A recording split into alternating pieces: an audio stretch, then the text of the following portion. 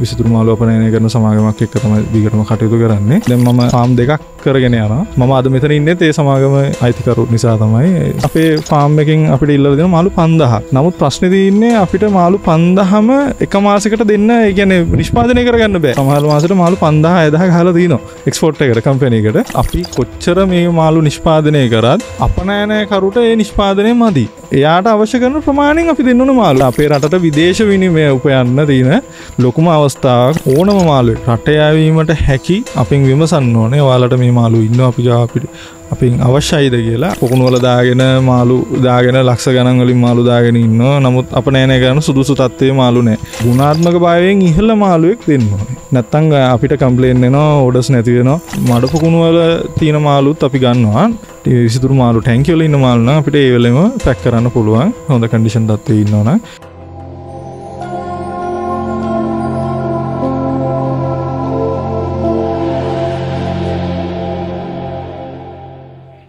වක්‍ර life කණ්ඩායම දකුණු පළාතට ඇවිල්ලා අපි වැඩසටහන් කීපයක් ඉදිරිපත් කළා. අපි දකුණේ තවත් තැනකට අම්බලන්ගොඩ තවත් සුන්දර ප්‍රදේශයකට මහ අම්බලන්ගොඩට ඇවිල්ලා ඉන්නවා. තවත් සුන්දර මාළුවෙක් ගැන කතා කරන්නට, ටෙට්‍රා මාළුවෝ ගැන. ටෙට්‍රා මසුන් ගැන හැම දෙයක්ම අපි අද දවසේ කතා කරනවා. මහ අම්බලන්ගොඩ මදුෂාන් ඇක්වා ෆාම් අධිපතිතුමා ඒ මහත්මා සමගින්. ඉතින් අපි බලමු ටෙට්‍රා මාළු ගැන මදුෂාන් ඇක්වා ෆාම් අධිපතිතුමා මොකද කියන්නේ කියලා.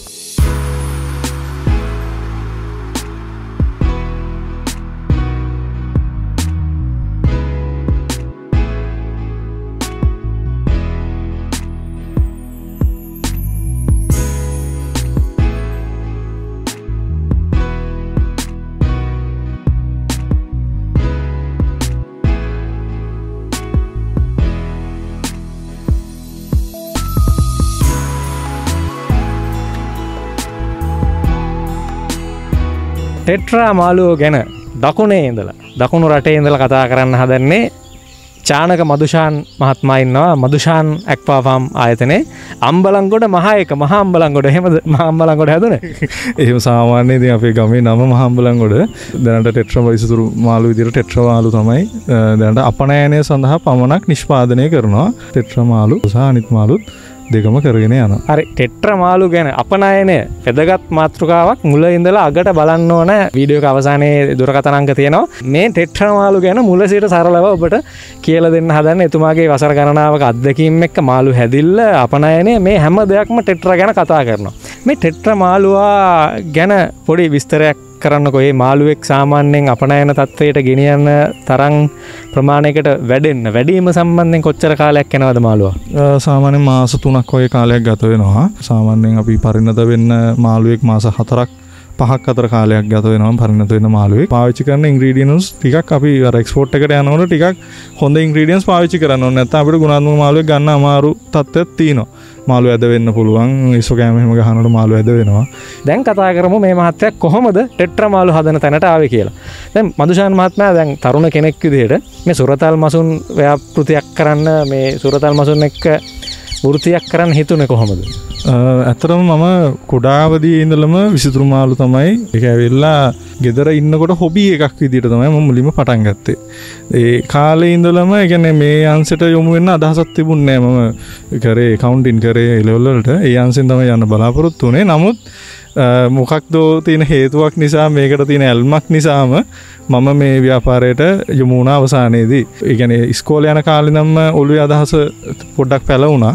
ඒ කාලේ නම් මම තීරණය කරා මම අපනයනය සඳහා පමණක් විසිතුරු මාළු නිෂ්පාදනය කරනවා සහ අපනයනය කරුවන් එක්ක පමණක් මම මේ ගනුදෙනු කරනවා කියන එක. මොකද අපේ රටට විදේශ විනිමය උපයන්න තියෙන ලොකුම අවස්ථාවක්. මොකද හැමෝම රැකියාවල් වලට ගියාම අපි ජොබ් එකක් විදිහට කරත් අවසානයේ අපේ රටට බලාපොරොත්තු වෙන්නේ අපි විදේශ විනිමය ගේන්න ඕනේ. මොකද අපි සේවා ආර්ථිකයක් ලංකාවේ අතර දැනටම ක්‍රියාත්මක වෙන්නේ මේක නිෂ්පාදන ආර්ථිකයක් විදිහට ප්‍රොමෝට් වෙන්න ඕනේ. ඉතින් අපි වගේ තරුණ ව්‍යවසායකයෝ තව මේකේ බිහි වෙන්න ඕනේ. ඉතින් මමත් තීරණය කරා අවසානයේදී මේ අපනයනය සඳහා විසිතුරු මාළු නිෂ්පාදනය කරන්න. ඉතින් ඒ ආරම්භ කරලා දැන් පවත්වාගෙන යනවා.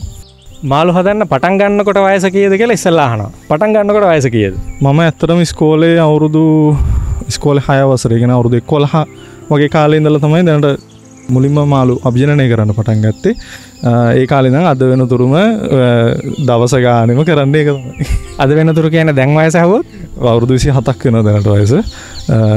ඒ කාලේ නම් මේ තාක්කල් මම සියලුම ගෙදර නඩත්තු කරනවා. සියලු දේවල් කරන්නේ මේ විසිතුරු මාළු අපනයනය කරලා ලැබෙන අපනයන කරුවට බාර දීලා ලැබෙන ආදායමෙන් සමය සම්පූර්ණ ෆාම් එකම නඩත්තු කරගෙන මගේ වේදමත් නඩත්තු කරගෙන පවත්වාගෙන යන්නේ.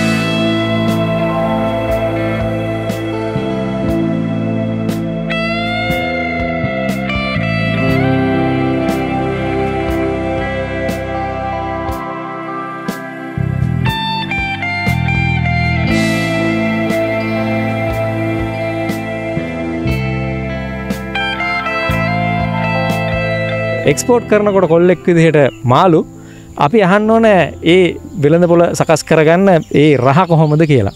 කොහොමද එක්ස්පෝර්ට් වෙළඳ පොළේ රහ අපේ තරුණයන්ට විශේෂයෙන්ම කියන්නකෝ. ඔය ඇත්තටම මේකේ ප්‍රධාන වශයෙන්ම තියෙන්නේ අපි කොච්චර මේ මාළු නිෂ්පාදනය කරත් අපනයනය කරුට ඒ නිෂ්පාදනය මදි. ඒක පළවෙනිම දේ ඒක.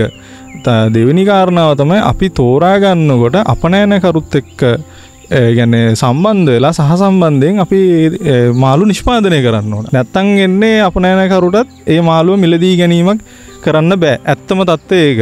මොකද අපිත් මේ ආයතනයේ දැන් මම ආයතන දෙකක් ෆාම් දෙකක් කරගෙන යනවා. ෆාම් දෙකේම නිෂ්පාදනය කරන සම්පූර්ණයෙන්ම අපනයනයටම විතරයි. ඉතින් ඇත්තටම අපි ඩේලි දවස ගානෙම අපි වැඩ කොටසක් වෙනම නිර්මාණය කරන් ඉන්නවා. ඒ කොටස අනිවාර්යෙන් දවස් ඇතුළත ඉවර කරන්න ඕන මොන රාජකාරිය තිබුණත්. අනිවාර්යෙන්ම ඒක තමයි මේ අපේ ඉතින් දියුණුවේ තියෙන රහස ඒක තමයි. දැන් ඔය ටෙට්‍රා මාළුව සම්බන්ධයෙන් මොන වගේ නිර්ණායකද අපනයන ඒදී ඔබට අදාළ වෙන්නේ? ඉල්ලන මිනිස්සු මොනවද ඉල්ලන්නේ? මොන ක්වොලිටි එකෙන්ද මාළු ඉල්ලන්නේ? මාළුවගේ වර්ණය ඇත්තටම තියෙන්න ඕනේ. වර්ණයක් නැතිනම් මාළුවා අපිට ටෙට්‍රා මාළුවෙක් විකුණන්න බෑ. ප්‍රධාන වෙන්න ඕනේ වර්ණය. ඒතකොට අභිජනනය කරන මාළු වර්ගය ඊළඟ ප්‍රධාන දේ. ඊට පස්සේ අපිට යන්න වෙනවා එය මාළුවගේ සයිස් එක. අවශ්‍ය සෙන්ටිමීටර් 3 කියන්න පුළුවන් 3.5 කියන්න පුළුවන් සමහර මාළු සෙන්ටිමීටර් 2.5න් ඉල්ලනවා. ඒ අවශ්‍ය කරන ප්‍රමාණයෙන් එයාට අවශ්‍ය කරන ප්‍රමාණයෙන් අපි දෙන්න ඕන මාළු. උදාහරණයක් විදිහට කිව්වොත් පෙන්ග්වින් ටෙට්‍රා දැන් අපේ ෆාම් එකෙන් අපිට ඉල්ලලා දෙන මාළු 5000ක්. නමුත් ප්‍රශ්නේ තියෙන්නේ අපිට මාළු 5000ම එක මාසයකට දෙන්න, ඒ කියන්නේ නිෂ්පාදනය කරගන්න බෑ. ඒ තරමට මේ කියන්නේ මාළුව ඇත්තටම අමාරුයි කරන්න. නමුත් ඒ දේ කරගත්තොත් ලේසියෙන් කරන්න පුළුවන්. මොකද මම මාළු මාසෙක සමහර මාසෙට මාළු 5000 6000 ගහලා තිනවා එක්ස්පෝර්ට් එකකට කම්පැනි එකට. මේ ඒ වගේ කියන්නේ ටිකක් ඉඳලා ඉගෙන ගන්න ඕනේ මේක. මේක හැමදේම හැමෝම කියලා දෙන්නේ නැහැ. අපි මේකෙන් අත්දැකීමෙන් තමයි මේ හැමදේම කරගෙන යන්නේ.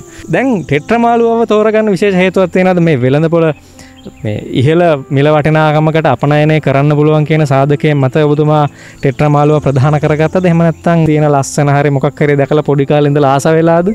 ඕක තමයි අපේ මිනිස්සු වර්ධ ගන්න පළවෙනිම තැන. මාළුවෙක් හදන්න ගියාම හැමෝම හිතනවා මට හැමදේම කරන්න පුළුවන් කියන එක. ඒක වැරදි. අපි තෝරගන්න අපේ පරිසරය ඉස්සෙල්ලම බලන්න ඕනේ ඒක.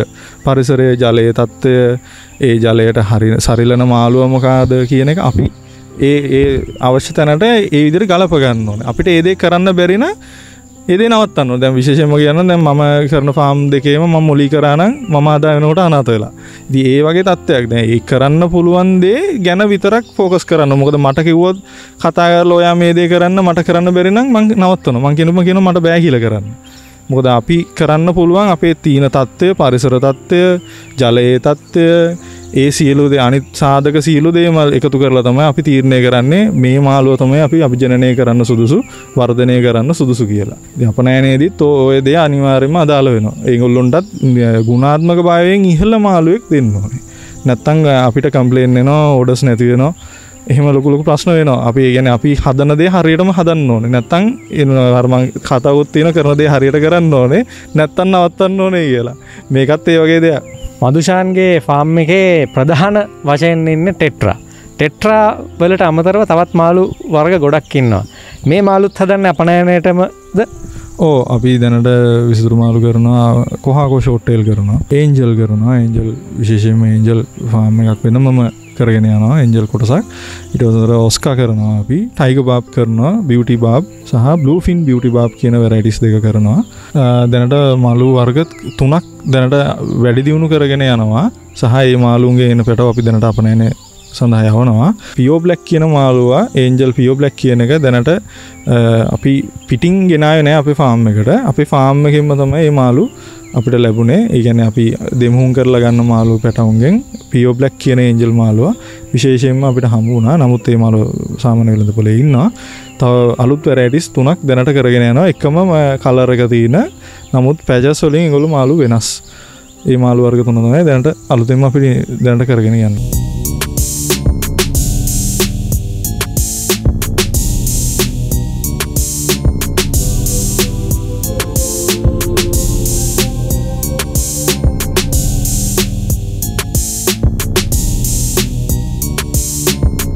දැන් අපි හිතමු මේක බලනවා අපේ ගොඩක් මේ විසුතුරු මත්ස්‍ය කර්මාන්තයේ ඉන්න මාළු වගාකරුවෝ මදුෂාන්.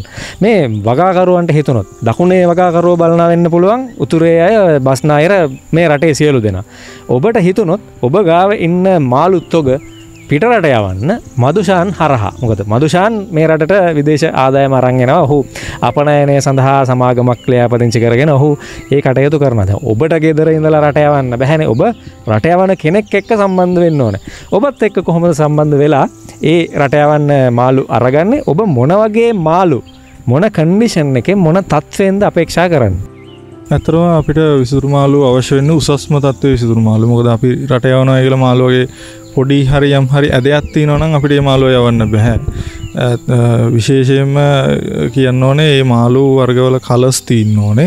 ඕනම මාළුවෙක් රට යවීමට හැකි අපෙන් විමසන්න ඕනේ. ඔයාලට මේ මාළු ඉන්නවා අපෙන් අවශ්‍යයිද කියලා. අපි එයාලා සමහරලාට සමහර අය අකමැති වෙන්න පුළුවන් අපි කියන කන්ඩිෂන් වලට. නමුත් අපේ තියෙන්න ඕනේ පළවෙනි මේ තමයි අපි අවශ්‍ය කරන නිෂ්පාදනය කරන්න. නැතිනම් අපි මොන දේ කරත් අවසානයේ අපනයනය කරන්න බෑ. හැමතැනම වෙන්නේ ওই ප්‍රශ්නේ තමයි. අවසානයේ හැම ගෝල් ෆිෂ් කියයි, කාෆ් කියයි, පොකුණු වල දාගෙන මාළු දාගෙන ලක්ෂ ගණන් වලින් මාළු දාගෙන ඉන්නවා. නමුත් අපනයනය කරන සුදුසු තත්ත්වයේ මාළු නැහැ. ඊට අමතරව දැන් අපි මඩ පොකුණු වල තියෙන මාළුත් අපි ගන්නවා. ඒකට විශේෂ ක්‍රමවේදයක් පාවිච්චි කරලා අපි කියන කන්ඩිෂන් කරනවා කියලා මාළු සතියක් සති දෙකක් අතර කාලයක් මාළු අනිවාර්යයෙන්ම කන්ඩිෂන් කරලා අපි මාළු ගන්නවා. විසිතුරු මාළු ටැංකිය වල ඉන්න මාළු නම් අපිට ඒ වෙලෙම පැක් කරන්න පුළුවන්. හොඳ කන්ඩිෂන් තත්ත්වයේ ඉන්නවා නම් ලෙඩ රෝග නැති නිරෝගී මාළු අපිට අපනයනය සඳහා ලබා ගන්න පුළුවන්. අපි දැනට විසිතුරු මාළු අපනයනය කරන සමාගමක් එක්ක තමයි දිගටම කටයුතු කරන්නේ. මම අද මෙතන ඉන්නෙත් ඒ සමාගම අයිතිකරු නිසා තමයි, සමාගම ප්‍රධානිය නිසා. ඔහුගේ මාර්ග උපදේශ අනුව තමයි අපි මේ කටයුතු කරගෙන යන්නේ. හරි. දැන් අපි වීඩියෝ එකේ අවසානයේට ඇවිත් ඉන්නවා. අවසානයේ වෙනකන් බලපු ඔබට ස්තුතියි කියලා කියනවා. මොකද හරි අඩුවෙන් අපේ නෙමෙයි YouTube එකේ වීඩියෝ බලන්නේ. ටිකයි මුල ටිකෙන් බලන්නේ. ටිකක් බලලා සම්පූර්ණ වීඩියෝ එකම අර්ථකථනය කරනවා. බොහොම ස්තුතියි. ඒ නිසා සම්පූර්ණ කොටස මුල සිට අගට නැරඹුවාට ඔන්න අපි මුලදී පොරොන්දු වුණා මෙතුමාගේ දුරකථන අංක මෙතුමාව සම්බන්ධ කරගන්න ආකාරය ගැන තොරතුරු ලබා දෙන්නම් කියලා. දැන් මේකට අවස්ථාව. මදුෂාන් ඇක්වා ෆාම් මදුෂාන්ව සම්බන්ධ කරගෙන ඔබේ මාළු රට යවන්න. මේ ලෝකල් මාකට් එකට මාළු දාන්න නැහැ. රට යවන්න අපනයනයට. කොහොමද සම්බන්ධ වෙන්නේ? දුරකථන අංකය 077යි 511යි 29යි 24 මගේ දුරකථන අංකය. මම චානක මදුෂාන් අම්බලන්ගොඩ. චානක මදුෂාන්ට ඒ දුරකථන අංකයට කතා කරන්න මේ තිරේ දිස් වෙනවා. වගේම ඩිස්ක්‍රිප්ෂන් එකේ පල්ලෙහා දාලා තියෙනවා චානක මදුෂාන් තරුණයාගේ මේ මාළු අපනයන විස්තර. ඉතින් බොහොමත්ම ස්තුතියි මදුෂාන් අද ඔයාගේ කාර්යබහුල වෙලාවෙන් අපිට වෙලාවක් වෙන් කළාට ෆැක්ටර් ටීවී කණ්ඩායම දකුණට ආපු වෙලාවේ දකුණේ සංග්‍රහ සත්කාරත් අපිට කළා. බොහොමත්ම ස්තුතියි. සමුගෙන යනවා ඔබෙන් ටෙට්‍රා මාළු ගැන කතා කළා. වගේම තව මේ විසුතුරු මාළු කර්මාන්තයේ ඉන්න ලස්සන මාළු ගැන අපනයනේ ආනයනේ මේ සියලු දේවල් ගැන කතා කරනවා. මාළු ගැන බලන්න සබ්ස්ක්‍රයිබ් කරන්න අපේ නාලිකාව සීනුව බටන් එක ක්ලික් කරන්න. ඔබට මාළු ගැන අලුත්ම ලස්සන වැදගත් තොරතුරු හැමදාම අරන් එනවා. ජය වේවා.